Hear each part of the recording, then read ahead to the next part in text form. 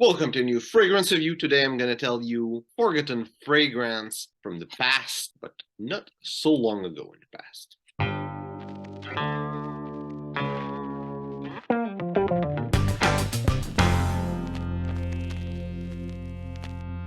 So today I have a couple of fragrances I'm going to talk about. Some of them I haven't had a chance to smell them, but they are forgotten fragrance because there were fragrances that were extremely popular at one point, and now it seems no one really talks about them. Of course, some of them we hear about it once in a while because if they were popular, it's because they were good.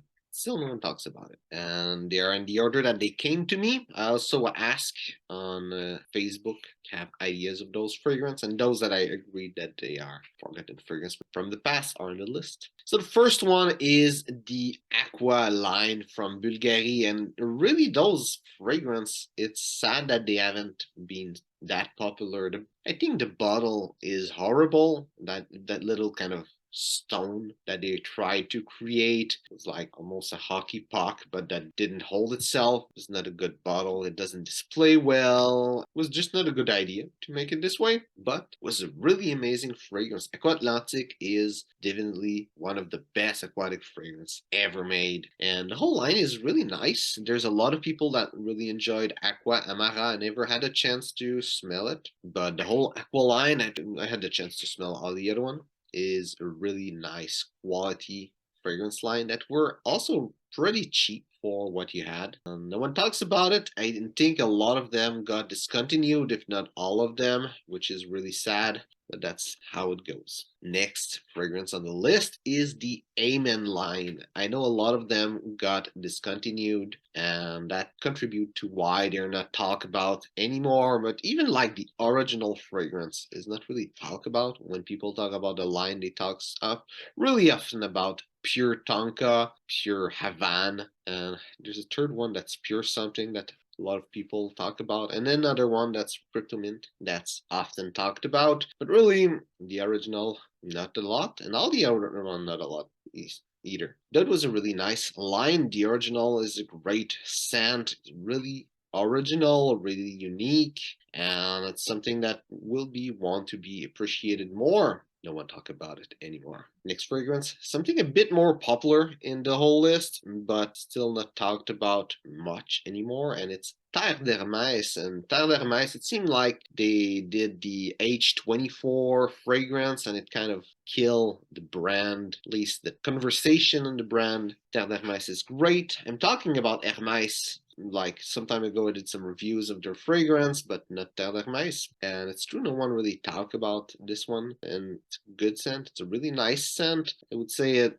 as a popular fragrance that revolve around vetiver. That's a really easy to reach vetiver, a really easy to start with vetiver. Also for someone that love vetiver, it might not be the number one fragrance you need on this vetiver collection, but definitely one that deserves a place in any vetiver collection. It's a great scent, but I see no one really talk about it anymore.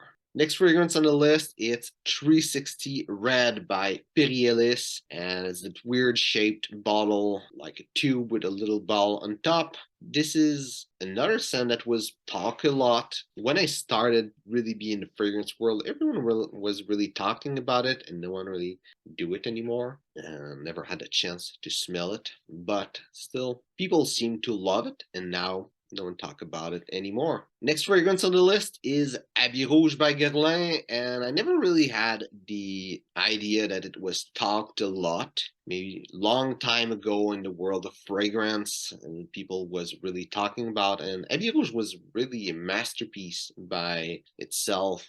Like a lot of fragrance by GUERLAIN, it's the first fragrance that created, well, not created, but that made Oriental fragrance appropriate for men, and I think it's a fragrance that we should not forget. It's also a really great fragrance. These days it's maybe a bit more expensive than it used to be in discounters, but still it's definitely a good scent that is worth the price you can pay for it. And in the whole list, I would say it's probably the one that I enjoy the most. And last fragrance on the list is Gentleman by Oscar de la Renta, that little bottle in the shape of a domino. There was a lot of people that talked about it when I just started to be into the world of perfumery, and I was hearing not a lot about it, but I heard it from time to time. I think I started in the world of perfumery toward the end of when people were talking about it. And it used to be the fragrance, like one of those gems that were like cheapy, that were amazing. The quality was beautiful. And I haven't got a chance to smell it, though it's in my list of things that I want to get.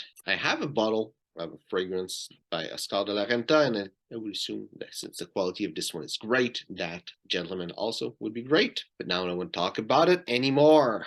But I'm sure it's a great scent, even though I don't want to talk about it anymore. So, hope you enjoyed the video. If it's the case, like and share. If you have any fragrance that you think no one talk about it anymore, even though it was to be really popular, write in the comment. Just don't be like those people on the list that in the question I did on Facebook that said Invictus and Sauvage, which everyone talks about still. Real fragrance that no one talk about anymore. So thanks for watching and see you soon.